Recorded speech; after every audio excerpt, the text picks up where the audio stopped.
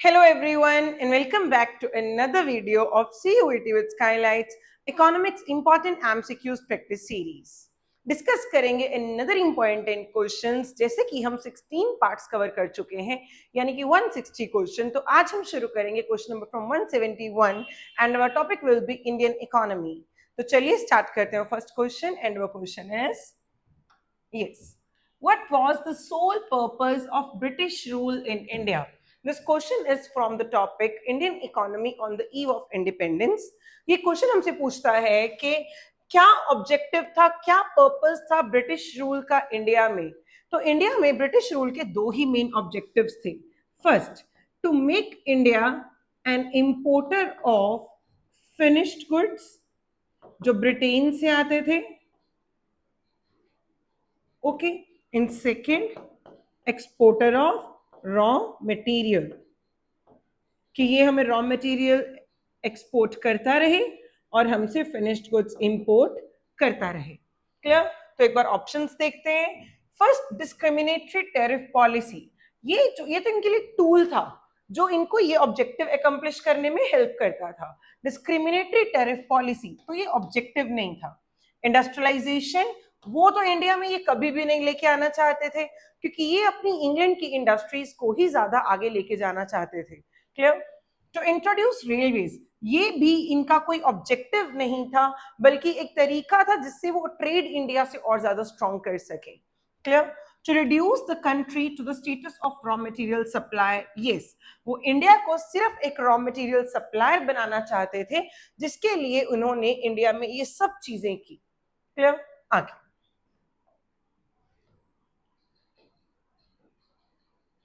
our second question is, India had and dash economy before the advent of British rule.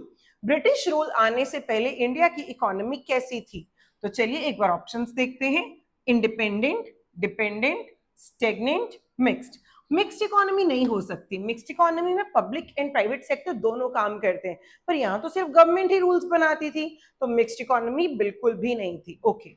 Stagnant, देखो stagnant economy थी, ठीक है, क्योंकि कोई ग्रोथ नहीं हो रही थी, है ना हमारी, पर यहाँ पे हमें एन भी दिख रहा है, तो India had an stagnant economy नहीं हो सकता before the advent of British rule. पहली चीज इन्होंने बोला before the advent of British rule, यहाँ तो ब्रिटिश रूल के बाद स्टेगनेंट हुई थी इंडिया की economy. This is the main reason कि स्टेगनेंट नहीं हो सकता option. Clear? Dependent, dependent economy बिल्कुल भी नहीं थी क्योंकि ब्रिटिश रूल आने से पहले Indian economy was very vibrant, very prosperous, हम किसी पे डिपेंडेंट नहीं थे। क्लियर? तो answer is independent economy. So India had an independent economy before the advent of British rule. Clear?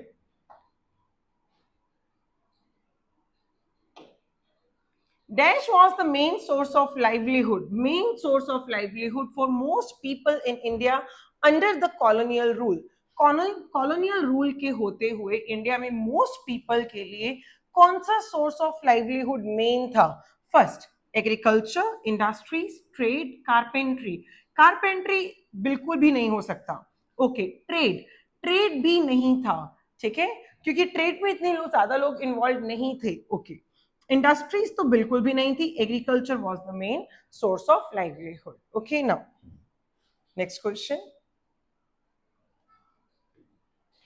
India was particularly well known for its dash industries during the colonial rule. Okay, large scale industries नहीं थी क्योंकि इतना science and technology वो evolve नहीं हुआ था, क्योंकि large scale industries ज्यादातर कैपिटल इंटेंसिव और टेक्नोलॉजी पे ज्यादा बेस्ड होती हैं, वो इंडिया में नहीं थे तब। Okay, small scale industries no. Handicraft industries yes, क्योंकि मोस्ट ऑफ द जो इंडस्ट्रीज थी इंडिया की वो हैंडीक्राफ्ट इंडस्ट्रीज थी। Clear? Private industries not the right answer. Okay, 175th. Okay, the finest variety of muslin, muslin is a kind of cotton textile, ठीक है, तो ये कपड़ा है, कॉटन टेक्सटाइल है। The finest variety of muslin को हम क्या बोलते हैं? मलमल बोलते हैं। पर अब ध्यान से देखिए, यहाँ पे हमारे पास ऑप्शंस में ऑल ऑफ दीज भी दिखाई दे रहा है, तो हमें सारे ऑप्शंस देख लेने चाहिए। मलमल खास, राइट, मलमल शाही, राइट। ये तीनों ही नेम्स हैं मसलिन के। मसलिन को मलमल, मलमल खास, मलमल शाही तीनों कहा जाता है। तो the right answer is all of these. Okay, next question. During colonial period, estimates of dash on national income and per capita income were considered very significant. किसके एस्टिमेट्स थे नेशनल इनकम के जो इंडिया में बहुत important माने गए थे?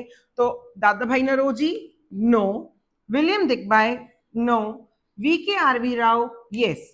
इन्होंने ही सारा एनालिसिस, क्योंकि देखो इंडिया में तब किसी ने भी इस चीज के ऊपर ध्यान नहीं दिया कि इतना ज्यादा ब्रिटेन जो ट्रेड कर रहे हैं या जो भी इंडिया में रह के काम कर रहे हैं उसका इंडिया की इकोनॉमी पे क्या इम्पैक्ट है, क्या हम ग्रो कर भी रहे हैं या हम बिल्कुल भी नहीं कर रहे हैं, हम कहाँ स्टैंड करते हैं।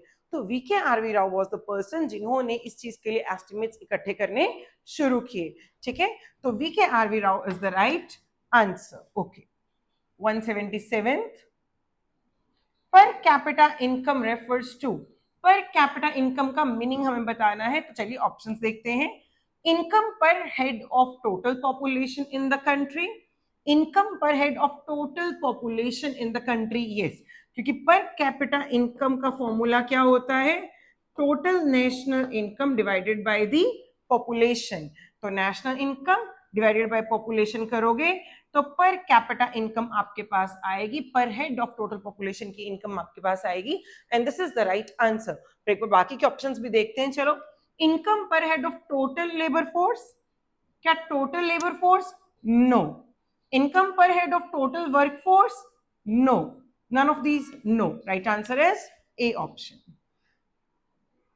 ओके, ये क्वेश्चन डिस्कस करने से पहले मैं आपके लिए एक इंपॉर्टेंट अनाउंसमेंट करना चाहूंगी कि अगर आप में से कोई भी ऐसे और क्वेश्चंस की प्रैक्टिस करना चाहता है अपने बोर्ड एग्जाम्स या अपनी सीयूईटी इकोनॉमिक्स को लेके, तो स्क्रीन पे दिए गए हुए क्यूआर कोड को स्कैन कीजिए और यहां से प्रैक्टिस कीजिए multiple choice questions. Clear? Okay. Dash is a type of cotton textile. तो कॉटन टेक्सटाइल, देखिए सिल्क कॉटन नहीं होता, वेलवेट भी कॉटन नहीं है, शिफॉन भी कॉटन नहीं है, muslin is a type of cotton textile. हमने अभी समझा ऊपर वाले क्वेश्चंस में से। ओके, सेकेंड लास्ट क्वेश्चन, तो चलिए देखते हैं इस क्वेश्चन को भी। Yes, the colonial government made no sincere attempts to estimate India's national and per capita income, but most studies found that India's national income growth in the pre-independence era was dash percent। क्या क्या पूछा? India's national income growth, okay, was dash percent and per capita income growth was dash percent। हमें per capita income भी बतानी है। Close to 5, more than 2, इतना ज्यादा तो था ही नहीं। Less than 3, more than 1, ये भी नहीं था। Close to half, almost 0, no। Yes, less than 2, 2% से ये कम था, less than 2%, and close to 0.5%। This is the right answer, D option। 180th question, that is the last question of today's video, is what was India's growth of real output during the first half of 20th century? First half of 20th century यानी कि 1950s तक। ठीक है, less than 1%, no। less than 2%, yes। This is the right answer. ये भी नहीं होगा, ये भी नहीं होगा। ठीक है, देखिए ये क्वेश्चन फैक्चुअल थे तो इन्हें हमें थोड़ा सा मेमोराइज करना ही था। क्लियर? ऐसे और क्वेश्चंस की प्रैक्टिस करने के लिए आप इस क्यूआर कोड को स्कैन कर सकते हैं और आप डिस्क्रिप्शन में दिए गए हुए लिंक से भी हमारे बहुत सारे मल्टीपल चॉइस क्वेश्चंस को आप प्रैक्टिस कर सकते हैं। इस वीडियो को देखने के लिए thank you and kindly like this video and share this video with your friends.